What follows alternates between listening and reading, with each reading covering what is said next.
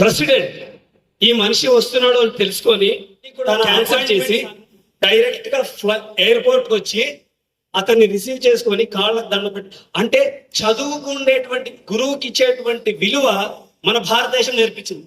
ఏ దేశంలో ఉన్నా ఎక్కడ ఉన్నా కూడా గురువు అనే సంస్కారం, ఆ సంస్కారం వాళ్ళలో ఉంటే ఎవరినైనా కూడా బట్టి గౌరవించి పాదాభివందనం చేయడం అనేది మన భారతీయ సంస్కృతి సాంప్రదాయం.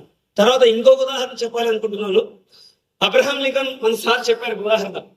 ఆ అబ్రహాం లింకన్ ప్రెసిడెంట్ అయిన తర్వాత సెనేట్ లో పెద్ద మీటింగ్ జరుగుతూ ఉంటే చివరిలో ఉండే ఒక అతను లేచి కాళ్ళలో ఉండే షూ తీసుకొని లేచి నిలబడితే అందరూ చాలా కోపంగా చూస్తున్నారు.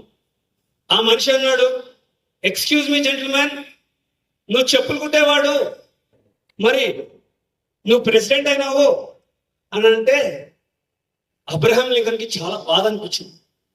అరే నేను ప్రెసిడెంట్ అయినాను, మా నాయన్ని గుర్తు చేసినాడు అని చెప్పి ఎంతో వినయంగా లేచి,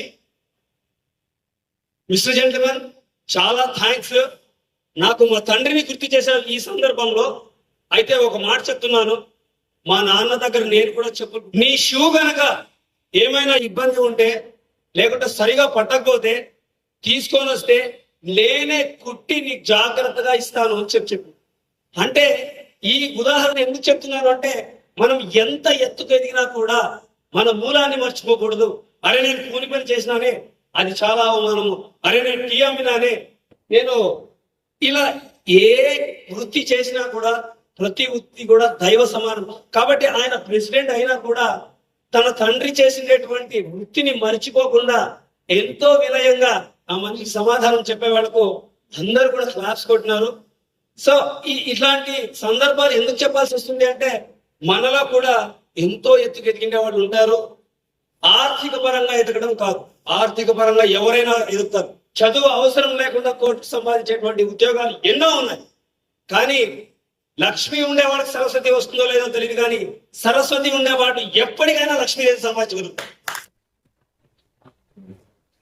తర్వాత ఈ సందర్భంలో స్వామి వివేకానంద చెప్పిన మాటలు చెప్పాలి అనుకుంటున్నాను. Conviction to the power of goodness, absence of jealousy and help the needy. మన సార్ అన్నారు, ఎవరికో సహాయం చేయడం కాదు, అవసరం ఉన్న వాళ్ళకి సహాయం చేయాలి. అవసరంలో ఉన్న వాళ్ళకు, ఆకలితో ఉన్నవాడికి, చదువుకోవాలి అనే ఉత్సాహం ఉన్నా కూడా డబ్బు లేకుండా చదువు ఆగిపోకూడదు అనే వాళ్ళకు, మీకు తెలిసినా తెలియకపోయినా, మీ బంధువు అయినా కాకపోయినా కూడా వాళ్ళకు కూడా మీరు ఏమంటారు వాలంటీర్ అంటే స్వచ్ఛందంగా పోయి సార్ అన్నారు ఊరికే ఏదో 10,000 చేసి చదువుకోని చెప్పడం కాదు, వాడి చదువు జాగ్రత్తగా కనిపెట్టుకొని వాళ్ళకి సహాయం చేస్తే నిజంగా మీ జీవితం ధన్యమైనట్టే. తర్వాత అబ్సెన్స్ ఆఫ్ జెలసీ, దేనిపైన కూడా అసహ్యం ఉండకూడదు. ఒకరు బాగుపడితే చూసి బ్లెస్ చేయాలి, లేకపోతే అభినందించాలి. కాబట్టి అదొకటి. Conviction to the power of goodness అంటే మనలో ఉండే మంచిని మనకి పంచాలి. ఇదే చెప్పాలి అనుకున్నాను. మేడం వస్తారు, మేడం వచ్చిన తర్వాత మనలందరినీ ఆశీర్వదిస్తారు. దాని తర్వాత మనము ఈ సందర్భాన్ని ఎందుకోసం మనం క్రియేట్ చేసినాము అంటే, మనకు పాఠం చెప్పినటువంటి గురువును సత్కరించుకోవాలి అనే ఉద్దేశంతో అది కూడా మనం ఈ కార్యక్రమాన్ని నిర్వహిస్తాము. దీని తర్వాత వందన సమర్పణ ఉంటుంది. దాని తర్వాత ఒక ఫోటో సెషన్ ఉంటుంది. మనము గ్రూప్ ఫోటో తీసుకుందాము. తర్వాత లంచ్ చేసి ప్రతి ఒక్కరు కూడా ఉండి లంచ్ చేసుకొని పోవాలి, ఎవరు మిస్ చేయొద్దండి. ఒక 2 నిమిషాలు వెయిట్ చేస్తే మేడం వస్తారు. మేడం మాట్లాడాక ఒక విషయం చెప్పాలనుకున్నాను. ఎక్స్క్యూజ్ మీ.